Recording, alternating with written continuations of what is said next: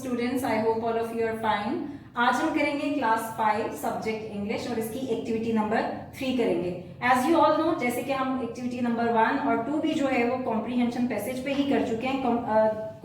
जो एक्टिविटी 3 है वो भी कॉम्प्रीहेंशन पैसेज ही है, जो कि आपके पेज नंबर जो है वो 12 और 13 पे है। कॉम्प्रीहेंशन का मतलब जो है, the word comprehension means the ability to understand what you listen और व्हाट यू रीड। यानी कि कॉम्प्रीहेंशन का मतलब है ऐसी खसूसियत जो भी आप सुने या पढ़े उसको आप समझ सकें। तो why do we emphasise on reading? हम जब भी एम्फेसाइज करते हैं कि रीडिंग हम क्यों करें, तो बेसिकली उसके पीछे जो है कुछ स्ट्रैटेजीज है, यानी कि we want to improve some skills in our students, कि जिसकी वजह से जो है हमारे स्टूडेंट्स में इन स्किल्स को आप इम्प्रूव कर सकें, जिनमें पहला जो है वो लॉजिकल थिंकिंग, एनालिटिकल स्किल्स, उनकी रीडिंग स्पीड को बढ़ाना और साथ साथ जो है वो वोकैबुलरी को इम्प्रूव करना, और उसके अलावा जो आपको स्टोरी या पैसेज दिया गया है उसको अंडरस्टैंड करना और उसके पीछे जो है उसका मोटिव या मेन इंफॉर्मेशन जो है उसको आप समझ सकें। तो अब जब आप सॉल्व करेंगे तो उसके लिए जो है कॉम्प्रीहेंशन पैसेज को सॉल्व करने के लिए कुछ टिप्स या स्ट्रैटेजीज हैं। अगर आप उनको फॉलो करें तो आप अपने पैसेज को जो है वो बहुत अच्छे तरीके से सॉल्व कर सकते हैं। जिसके लिए सबसे पहले तो है, आप पैराग्राफ को पहले एक दफा पूरा पढ़िए, ठीक है, ताकि आपको जो है उससे आइडिया हो जाए कि आपका पैसेज जो है वो किस चीज के बारे में है। नंबर 2 पे आप करेंगे कि आप क्वेश्चंस को जो है वो थॉरोली पढ़िए कि क्वेश्चंस जो है वो आपसे क्या पूछे गए हैं। नंबर 3 पे आप दोबारा करेंगे take pencil in your hand, और उसके बाद आप पैसेज को दोबारा से पढ़ना शुरू करेंगे और उसमें से इंपॉर्टेंट लाइंस को या पार्ट्स को जो है वो आप हाईलाइट करेंगे, ताकि जो आपके क्वेश्चंस है उनके अकॉर्डिंग आप इंपॉर्टेंट नोट्स को जो है वो समझ सकें। उसके बाद आपने क्या करना है कि जब आप पैसेज में आपके लिए जो है वो कुछ अनफेमिलियर वर्ड्स होते हैं, जिनको हम न्यू वर्ड्स भी कहते हैं, यानी कि वो इससे पहले आपने नहीं पढ़े या सुने हुए होते हैं, तो उनको जो है वो आपने साथ साथ समझना है। कई दफा वर्ड्स के मीनिंग जो है, अगर आप जिस लाइन में वो वर्ड है उसी लाइन को 2 से 3 दफा पढ़ें तो आपको उसका वर्ड जो है वो इजीली समझ आ सकता है। अब जब आपने पैसेज पढ़ना है तो कई दफा आपने बस जो अननोन वर्ड है उसको इग्नोर नहीं कर देना कि ठीक है ये वर्ड तो नया है तो मैं इसको पढ़ नहीं रही। आपने जो है उन वर्ड्स को जो है वो पढ़ना है ताकि आपकी वोकैबुलरी इंप्रूव हो सके। अब जो है वो हम अपने समर पैक के पेज पे आते हैं ताकि यू कैन अंडरस्टैंड इजीली।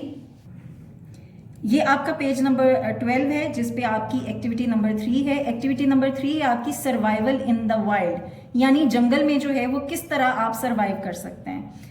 आपने पहले एक दफा पैराग्राफ पढ़ा था जो हमने बताया, उसके बाद आपने जो है वो नंबर 2 पे क्वेश्चन पढ़ने हैं। आपने यहाँ पे देखिए, read the passage carefully and answer the following question, यानी इस पैराग्राफ को पढ़ के आपने ये क्वेश्चन सॉल्व करने हैं। सबसे पहले क्वेश्चन है आपका, what are 3 ways plants and animals have adapted to survive.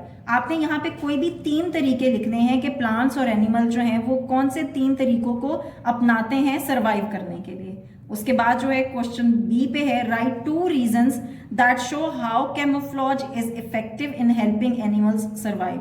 आपने यहाँ पे 2 रीजंस जो हैं वो बताने हैं कि कैमोफ्लॉज का मतलब होता है कि कोई भी एबिलिटी जब आप कहीं जगह पे हो तो उस जगह पे आप मर्ज हो जाए ताकि आप नजर नहीं आ सके। तो कैमोफ्लॉज जो है वो किस तरह उनको इफेक्ट करता है एनिमल्स को सर्वाइव करने के लिए। तो यहाँ पे उनके आपने 2 रीजंस बताने हैं। क्वेश्चन देखिए C, what does deter mean in the 3rd paragraph, how do you know. आपके पैराग्राफ जो है वो नंबर 3 में डीटर का वर्ड जो है वो क्यों दिया गया है और किस चीज को ये आपने इसका मतलब जो है वो यहाँ पे लिखना है। उसके बाद क्वेश्चन नंबर आपका डी है, how does mimicry help moth and butterfly to survive.